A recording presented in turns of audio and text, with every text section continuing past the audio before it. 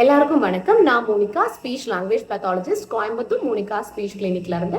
Every week நம்ம வந்து speech language disorders பத்தி ஒவ்வொன்றா பார்த்துட்டு வரோம். மெயினா இது அவேர்னஸ்க்காக தான். ஸோ அந்த வகையில நம்ம இந்த வாரம் பார்க்கக்கூடிய டாபிக் ஸ்ட்ரோக், அதாவது பக்கவாதம் அப்படிங்கிறது தான். ஸோ இந்த வீடியோல நம்ம ஸ்ட்ரோக்னா என்ன, இதுக்கும் ஸ்பீச்சுக்கும் என்ன சம்பந்தம், இப்போ ஒருத்தங்களுக்கு ஸ்ட்ரோக் வந்துடுச்சுன்னா நெக்ஸ்ட் மெடிசின்ஸ், அதாவது மெடிகேஷன்ஸை தாண்டி அவங்க நெக்ஸ்ட் அவங்களுடைய குவாலிட்டி ஆஃப் லைஃப்பை வந்து எப்படியெல்லாம் இம்ப்ரூவ் பண்ணிக்கலாம், அதுக்கு என்னென்ன தேவைப்படும், அண்ட் சுற்றி நம்ம இருக்கக்கூடிய கேர்டேக்கர்ஸ் என்னென்ன அவங்களுக்கு செய்ய வேண்டும் அப்படிங்கிறத பற்றி தான் டீட்டெயிலாக பார்க்க போகிறோம். ஸோ இந்த வாரத்துக்கான வீடியோக்குள்ளாடி போயிடலாம். ஸோ ஃபர்ஸ்ட் இப்போ ஸ்ட்ரோக்னா என்ன அப்படின்னு பார்த்தீங்கன்னா, நம்ம பிரெயின்ல போகுது இல்லையா இந்த பிளட் சப்ளை, இந்த நர்வ் வழியா இந்த பிளட் போகுது இல்லையா. ஸோ இந்த பிளட்டோட மெயின் ஒர்க்கே என்னன்னு பார்த்தீங்கன்னா அந்த ஆக்சிஜனை அதை எடுத்துட்டு போகுது. ஓகே, ஸோ இந்த ஆக்சிஜன் வந்து பிரெயினுக்கு போகாம அந்த நர்வ்ல ஏதாவது ஒரு பிளாக் இருந்தாலோ இல்லைன்னா அந்த நர்வ் வந்து ரப்சர், அதாவது லைக் வெடிச்சு போனாலோ, ஸோ அந்த பிரெயினுக்கு போகக்கூடிய ஏரியாஸ்ல ஆக்சிஜன் போகாம அது வந்து அஃபெக்ட் ஆகும். சரிங்களா? ஸோ இந்த ஏரியாஸ் வந்து ரைட் ஹெமிஸ்பியர்லயும் இருக்கலாம், லெஃப்ட் ஹெமிஸ்பியர்லயும் இருக்கலாம். ஸோ பிரெயின்ல எந்த ஏரியாவுக்கு வேணாலும் இது வந்து நடக்கலாம். ஸோ இதுதான் பேசிக்கா ஸ்ட்ரோக் அப்படின்னு சொல்றது. சரிங்களா? இப்போ நான் சொன்னாப்ல லைக் பிரெயின்ல ரெண்டு area, right hemisphere and left hemisphere இருக்கு இல்லையா.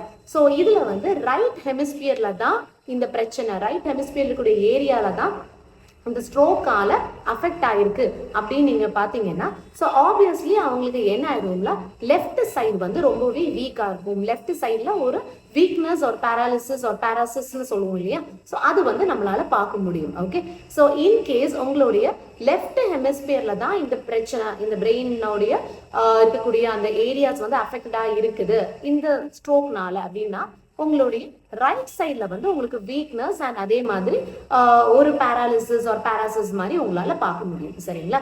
இப்போ இந்த மெயினா இந்த லெஃப்ட் ஹெமிஸ்பியர்ல வரும்போது தான் இந்த லாங்குவேஜ், ஸ்பீச் அது எல்லாமே அஃபெக்டடா இருக்கும். இப்போ ஒருத்தங்களுக்கு ஸ்ட்ரோக் வந்துடுச்சு, அவங்களால பேச முடியல, இல்லைன்னா பேச்சுல வந்து ஏதோ ஒரு பிரச்சனை தென்படுது, ஸ்லர்ரிங்கா இருக்குது, அதாவது அழுத்தம் கொடுத்து அவங்களால பேச முடியல, ரொம்ப வந்து ஈஸியா பேசுறாங்க. உதாரணத்துக்கு இப்ப பாட்டில் அப்படிங்கிற வார்த்தை வந்து பாட்டில் அப்படின்னு பேசுறது, இல்லைன்னா அந்த பாட்டில்ல மட்டும் நேமிங் அவங்களால பண்ண முடியாது. பட் ஆனா ப்ளூ கலர்ல இருக்குமே, நம்ம வந்து தண்ணி குடிக்கலாமே அதுல அப்படின்னு அதோட சுத்தி எல்லாமே சொல்லுவாங்க. ஆனா நேமிங் பத்தி இது என்ன அப்படின்னு கேட்கும்போது சொல்ல முடியாம இருக்கிறது. ஸோ இது எல்லாமே உங்களுக்கு ஒருத்தவங்களுக்கு தெரியுது அப்படின்னா ஆப்வியஸ்லி உங்களால அசியூம் பண்ணிக்க முடியும் அவங்களுடைய லெஃப்ட் ஹெமிஸ்பியர்லாம் ஸ்ட்ரோக் அஃபெக்ட் ஆயிருக்கு அப்படின்றது. சரிங்களா? இப்போ வந்து ஒருத்தங்களுக்கு ஸ்ட்ரோக் வந்துடுச்சு அப்படின்னா before stroke and after stroke பார்த்தீங்கன்னா ஒரே மாதிரி இருக்குமா அப்படின்னு கேட்டீங்கன்னா மேக்சிமம் வந்து அப்படி இருக்காது. ஓகே, ஸோ முன்னாடி வந்து அவங்க இன்னும் ஆக்டிவா இருந்திருப்பாங்க, டிரைவிங் பண்ணுவாங்க, எழுத முடியும், வாசிக்க முடியும், நல்லா பேசுவாங்க, லைக் நிறைய வந்து லைக் திங்க் பண்ணுவாங்க, அவங்க யோசிக்கிறது எல்லாமே வந்து அழகா வந்து அவங்களால செயல்படுத்த முடியும். பட் இதே இது லைக் ஆஃப்டர் ஸ்ட்ரோக்னு வரும்போது ஒரு சில பேரால தான் அந்த அளவுக்கு அதை வந்து கேரி அவுட் பண்ண முடியும். மேக்சிமம் நம்பர் ஆஃப் பீப்புளுக்கு வந்து அதே மாதிரி ஆக்டிவிட்டி வந்து கேரி அவுட் பண்ண முடியறது கிடையாது. ஓகே, ஸோ மெயினா வந்து எந்தெந்த ஏரியாஸ் வந்து அஃபெக்ட் ஆகும் அவங்களுக்கு அப்படின்னு பார்த்தீங்கன்னா, அவங்களுடைய மூவ்மெண்ட், மசில் கண்ட்ரோல்ல, அதே மாதிரி அவங்களுடைய யோசிக்கிற திங்கிங்ல, மெமரி ஸ்கில்ஸ்ல, ஸ்வாலோயிங் முழுங்குறதுல, அதே மாதிரி பேசுறதுல, ஸ்பீச். ஓகே, ஸோ இந்த ஆஸ்பெக்ட்ஸ்ல தான் மெயின்லாம் அவங்களுக்கு வந்து டிஃபிகல்டிஸ் வந்து எந்த ஹெமிஸ்பியரா இருந்தாலும் இந்த ஆஸ்பெக்ட்ஸ்ல தான் மெயினான டிஃபிகல்டிஸ் வந்து நம்மளால பார்க்க முடியும். சரியா? ஸோ இப்போ இதுலயே முதல்ல நான் சொன்ன இந்த மூவ்மெண்ட், அதாவது நம்ம வந்து நடக்கிறது, நம்ம வந்து கை கால் யூஸ் பண்ணி கிராஸ் மோட்டாரா வந்து நம்ம பண்றது, நம்மளால படுக்கிறது, நம்ம வந்து தண்ணி எடுக்கிறது, குளிக்கிறது, பாத்ரூம் போறது, அவங்கள டிரைவிங் பண்றது. ஸோ இந்த மாதிரி ஒரு பிரச்சனை அவங்களுக்கு வந்து ஆஃப்டர் ஸ்ட்ரோக் இருந்தாதான் மோஸ்ட் ஆஃப் த ஃபேமிலிஸ் வந்து அதை ஒரு கன்சிடரா அதை எடுத்துக்கிட்ட ஒரு கன்சிடரேஷன் காமிச்சு அதுக்காக நம்ம வந்து ஒரு பிசியோதெரப்பி அப்படிங்கிற மாதிரி தெரப்பீஸ் இது எல்லாமே வந்து ரீஹாபிலிட்டேட்டிவ் தெரப்பீஸ். ஓகே, ஸோ அதுக்கு வந்து நம்ம வந்து போறாங்க. ஓகே, பட் இது அவங்களால வந்து அண்ட் இன்னும் சில பேர் வந்து ஸ்வாலோயிங்கும் கொஞ்சம் வந்து ஃபோக்கஸ் பண்றாங்க. ஓகே, ஸோ ஸ்வாலோயிங் யார் பண்ணுவாங்கன்னு பார்த்தீங்கன்னா again speech therapist and swallowing therapist தான் பண்ணுவாங்க. ஓகே, ஸோ ஸ்வாலோயிங்கிறது வந்து அவங்களால நல்லா மென்று சாப்பிட முடியல, இல்லைன்னா சாப்பிடும் போது பொறை ஏறுது, ஒரு இன்கார்டினேஷன் இருக்குது, தண்ணி மாதிரி ரொம்ப தின்னான லிக்விட்ஸ், சூப்பு அந்த மாதிரி குடிக்கும்போது, கஞ்சி குடிக்கும்போது வந்து அவங்களுக்கு பொறை ஏறாப்புல இருக்கிறது, நல்ல மென்று சாப்பிட முடியாம இருக்கு, கஷ்டப்படுறது. ஸோ இந்த மாதிரி டிஃபிகல்டிஸ் காமிச்சாலும் கன்சிடர் பண்ணிக்கிறாங்க. பட் இதே இது வந்து அவங்களால யோசிக்க முடியல, முன்னத்த மாதிரி அவங்களால மெமரி வந்து அவங்களுக்கு இருக்கிறது கிடையாது. ஒரு விஷயம் கேட்டா அதுக்கு சம்மந்தம் இல்லாம வேற எதையாவது பத்தி பேசுறது, இல்லைன்னா நேம் பண்ணும்போது இது என்ன அது என்னன்னு கேட்கும்போது, இல்லைன்னா அவங்களுடைய பேர் என்னன்னு கேட்கும்போது அந்த மாதிரி நேமிங்ல மட்டும் பிரச்சனை வர்றது, நியூஸ் பேப்பர் பார்த்து அதுல என்ன நியூஸ் இருக்குங்கிறது அவங்களால அதை வந்து புரிஞ்சுக்க முடியாம காம்ப்ரிஹெண்ட் பண்ண முடியாம இருக்கிறது. அண்ட் ஆல்சோ ஸ்லர்ரிங் ஆஃப் ஸ்பீச் இருக்கிறது, அழுத்தம் கொடுத்து ஆர்டிகுலேஷன்ஸ் வந்து அழகா வராம இருக்கிறது. ஸோ அந்த மாதிரி பிரச்சனையும் அகெயின் வந்து ரொம்ப ரொம்ப காமன், ஸ்ட்ரோக் வந்து முடிஞ்சதுக்கு அப்புறமும் இது வந்து போறதுக்கு. ஸோ அந்த மாதிரி பிரச்சனைகள் வரும்போது வந்து அந்த அளவுக்கு வந்து ஃபேமிலி சப்போர்ட்டும் வந்து இருக்கிறது கிடையாது. ஓகே சரி அவன் தான் இப்போ எந்திரிச்சிட்டான் இல்லையா, ஸோ இப்போ அவர் தான் இப்போ பரவாயில்லை இல்லையா, இப்போ கொஞ்சம் ஓகே ஆயிட்டாரு இல்லையா, ஸோ அதனால இருக்கட்டுமே.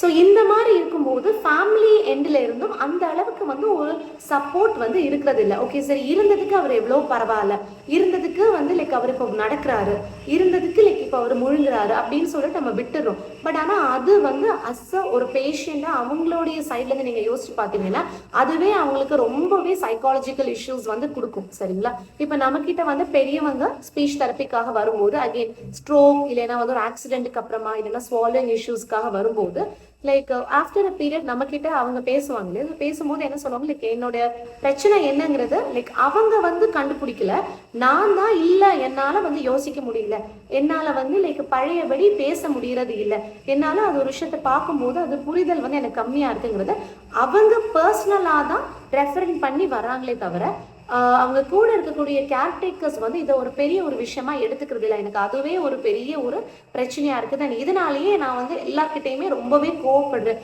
என்னையும் மீறி கோவம் வந்துடுது அப்படின்னு ரொம்ப சொல்றது உண்டு. ஓகே, ஸோ உங்க வீட்டிலே இப்போ யாருக்காவது இந்த மாதிரி ஒரு பிரச்சனையில இருந்து அவங்க வந்து ஆஃப்டர் த ஸ்ட்ரோக் அவங்க வீட்டில் இருக்கிறாங்கன்னா நீங்க கேட்டு பார்க்கலாம், இல்லைன்னா நீங்களே அவங்க கூட இருக்கிறதுனால உங்களாலே உணர முடியும். கண்டிப்பா அவங்க வந்து எப்பவுமே கொஞ்சம் ஈரக்கண்டாவே இருப்பாங்க, இல்லைன்னா அவங்க சொல்லியிருக்க மாட்டாங்க, நான் சொன்னேன்ல லைக் இதனால நீ பண்ணல அப்படிங்கிற மாதிரி ஒரு கோவம் அண்ட் ஒரு மிஸ் மேட்ச், ஒரு மிஸ் அசம்ஷன்ஸ் அதெல்லாம் உங்களால பார்க்க முடியும். ஸோ அதுக்கான காரணம் என்னன்னு பாத்தீங்கன்னா இதுதான். இது வந்து லைக் அவங்க வேணும்னு பண்றது இல்லை, ஸோ நம்மளுடைய பிரெயின்ல இருக்கக்கூடிய ஏரியாஸ் இது எல்லாமே அஃபெக்ட் பண்ணிட்டு அது வந்து போயிடுச்சு. ஸோ அதை வந்து ஓவர் கம் பண்றதுக்கு வந்து என்ன பண்ணணும் அப்படின்னு பாத்தீங்கன்னா ப்ராக்டிஸ் அண்ட் இதுக்கான தெரப்பிஸ் வந்து அட்டென்ட் பண்ணணும். ஓகே, ஸோ இது வந்து சில பேருக்கு நீங்க பாத்தீங்கன்னா ஸ்ட்ரோக் வந்து முடிஞ்சு ஒரு 3 months முன்னாடி ஆட்டோமேட்டிக்காவே அது வந்து சரியாகிறது உண்டு. ஏன்னா நான் முதல்ல சொன்ன மாதிரி தான் உங்களுடைய அந்த செல்ஸ், உங்களுடைய பிரெயின்ல இருக்கக்கூடிய செல்ஸ் அண்ட் அந்த ஏரியாஸோடைய சிவியாரிட்டி எவ்வளவு தூரம் அது வந்து பாதிப்படைஞ்சது அப்படிங்கிறது ஒரு மெயினான ஒரு இஷ்யூ. ஸோ அது வந்து இந்த பாதிப்பு பெரிய அளவுக்கு இல்லை, ஒரு மினிமல் அண்ட் மைல்டு லெவலில் தான் இருக்குது அப்படின்னா உங்களுக்கு வந்து ஒரு ஸ்பீச் தெரப்பியெல்லாம் தேவையே படாது, உங்களுக்கு எந்த தெரப்பியுமே தேவைப்படுறதுக்கான வாய்ப்பு கம்மி தான். பட் ஆனால் ஒரு வித்தின் வீக்ஸ்லயே எந்த ஒரு டிஃப்ரென்ஸுமே இல்லை. ஸோ பெரிய அளவுக்கு உங்களுக்கு எந்த மாற்றமுமே தெரியலை, ஒரு 3 months ஆகியுமே வந்து உங்களுக்கு எந்த ஒரு டிஃப்ரென்ஸுமே இல்லைன்னா இம்மீடியட்டாக நீங்கள் வந்து டைம் வேஸ்ட் பண்ணாமல் நீங்கள் வந்து அதுக்கான ஒரு ப்ரொஃபஷனல் கிட்ட நீங்கள் கண்டிப்பாக நீங்கள் போகணும். அதாவது ஃபிசியோதெரப்பி கிட்ட நீங்கள் போக வேண்டிய இருக்கும், ஒரு ஸ்பீச் தெரபிஸ்ட் கிட்ட நீங்கள் போக வேண்டிய இருக்கும், அதே மாதிரி ஒரு ஆக்குபேஷன் தெரபிஸ்டே நீங்கள் போக வேண்டியும். அண்ட் இது கூடவே உங்களுக்கு வந்து சைக்காலஜிக்கலாகவும் சில எமோஷனல் இம்பேலன்ஸ் இருக்குது அப்படின்னு தெரிஞ்சுன்னா கண்டிப்பா நீங்க ஒரு சைக்காலஜிக்கல் ஒரு அசஸ்மெண்ட் அண்ட் அதுக்கான மேனேஜ்மெண்ட்டும் நீங்க எடுத்துக்க வேண்டிய இருக்கும். இப்போ ரீசெண்ட் இயர்ஸா நீங்க பாத்தீங்கன்னா இதுக்கான அவேர்னஸ் வந்து எவ்வளவோ இன்க்ரீஸ் ஆயிருக்குன்னு தான் நான் சொல்லுவேன். ஏன்னா லைக் ஒருத்தங்களுக்கு வந்து இப்போ ஸ்ட்ரோக் வந்து மெடிகேஷன் அவங்க ஆரம்பிச்சு டாக்டர்ஸ் வந்து பிரைமரியா அவங்களோடது எல்லாமே வந்து ஓரளவுக்கு பேலன்ஸ் ஆகுதுன்னு தெரிஞ்சதுமே இமீடியட்டாவே வந்து நீங்க பெட்ல இருக்கும் போதே ஒரு ஆக்குபேஷன் தெரபிஸ்ட், ஒரு ஸ்பீச் தெரபிஸ்ட், ஒரு பிசியோதெரபிஸ்ட் கிட்ட அவங்க வந்து உங்களுக்கு அசஸ்மெண்ட் அண்ட் ட்ரீட்மெண்ட் வந்து ஆரம்பிக்க சொல்லியிருப்பாங்க. ஓகேங்களா, ஏன்னா அந்த இனிஷியல் ஒரு 6 months அப்படிங்கிறது ஒரு ரெக்கவரி பீரியட், அது வந்து ஒரு ஸ்பான்டேனியஸ் ரெக்கவரி இருக்கும். உங்களுக்கு வந்து ஈஸியா உங்களுடைய பிரெயின்ல இருக்கக்கூடிய ஸ்ட்ரக்சர்ஸ் அண்ட் உங்களுடைய மசில்ஸ் எல்லாத்தையுமே நம்மளால பெட்டரா மாடிஃபை பண்றதுக்கு முடியும். பட் வேற ஒரு 6 months ஆனதுக்கு அப்புறமா நம்ம வந்து தெரப்பி கொடுத்து அதுலேருந்து வரக்கூடிய அந்த டிஃபரன்ஸை விடைக்கும் அந்த ஃபர்ஸ்ட் ஒரு 6 months வந்து ரொம்ப ஈஸியா இருக்கிறதுனாலயே லைக் அவங்க நீங்க பெட்ல இருக்கும் போதே ஸ்டேபிள் வந்து கொஞ்சம் ஆயிட்டாங்கன்னு தெரியும் போதே எல்லா ப்ரொஃபஷன்ஸுமே வந்து பார்க்க ஆரம்பிச்சிடுவாங்க.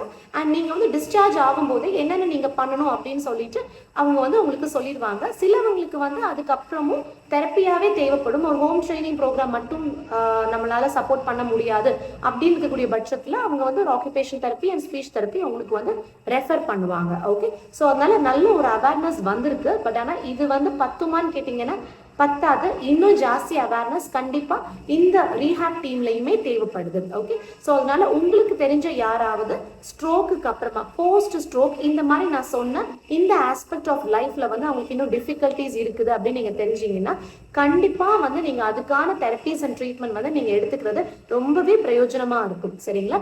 அண்ட் வந்து அது அந்த பேஷண்ட்டுக்கும் சரி, அதே மாதிரி அவங்களுடைய கேர் டேக்கர்ஸுக்குமே அது ரொம்பவே ஹெல்ப்ஃபுல்லா இருக்கும். ஸோ கண்டிப்பா நீங்க வந்து அதை ஃபாலோ பண்ணி பாருங்க, ஒரு அசஸ்மெண்ட் எடுத்து பாருங்க.